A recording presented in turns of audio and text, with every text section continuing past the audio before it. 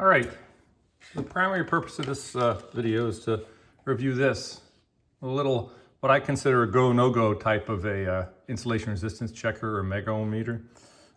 It doesn't give you a number, it just has these LEDs and references of value.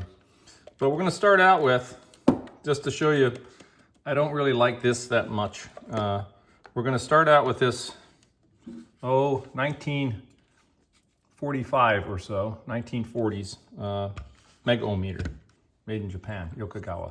And you'll notice the resistor, this is a 100 megohm resistor. It's actually out of the circuit now, so we're gonna crank this. And it goes up over 1,000, right? So it's showing open. Now we're gonna put this in the circuit. Okay, and it should read 100 megohms. 100 megohms, by the way, is right here, so keep your eye right about there. And there you go, 100 megohms, pretty much right on the money. 100 megohms. All right, so that being said, we know this resistor, pretty much 100 megohms. We'll take this machine out of here right now, just to give me a little more space. And we'll go ahead now and use the Supco knockoff, I call it. It's made to look like the Supco brand megohm go no go instruments. And we'll put this in there. And you only have one voltage with this, 500 volts, okay? So, oh, I'm sorry, let's start with the open circuit. All right, open circuit is gonna be basically no lights, just a little green LED. So that's open circuit. All right, don't worry, it discharges itself. I've already checked that. Okay, with megohm meters, especially the 5,000 volt and beyond, you wanna make sure it's completely discharged before you touch anything.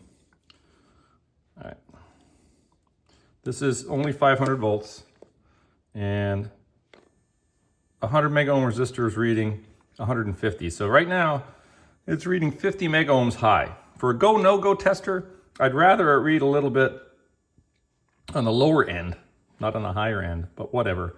It's reading 150 megohms with 100 megohm resistor. Let's see what error we get if we got two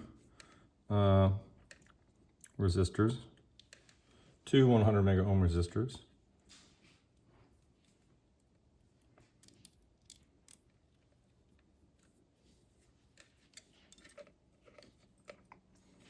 We'll just go ahead and as best we can here. All right, this is two 100 megohm resistors. So I should be reading 200 megohms. But look what it reads. It reads 100 megohms off now. It's supposed to be reading 200 megohms. So I don't like the fact that there's so much error in this instrument, especially since it doesn't give you a number other than a generalization. So I don't really like it. So that being said, what I do like is an actual megohmmeter that gives you a number, which is this one here. Fluke makes these. When I worked in power generation, those were the instruments that I dealt with. Now that I'm retired, unfortunately, I don't have access to those particular instruments, unless I want to pay for one. All right, so we'll go up here to 500 volts just to compare it to the M500, okay? And let's go give it a test.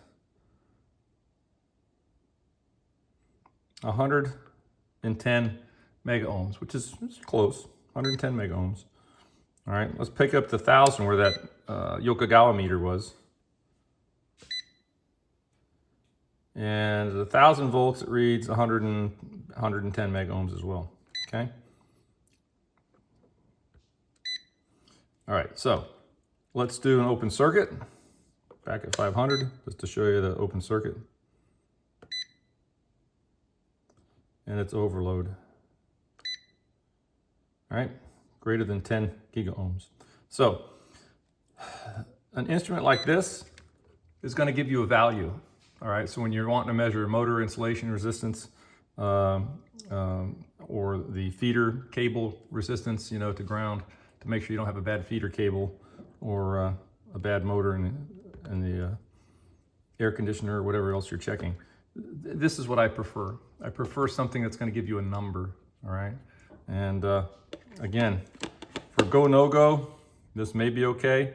For me, it's not, because it's reading too high, okay? So it's gonna make you think that, hey, my motor may be good. If it's off by 50 or 100 megohms, that's a lot of error, okay?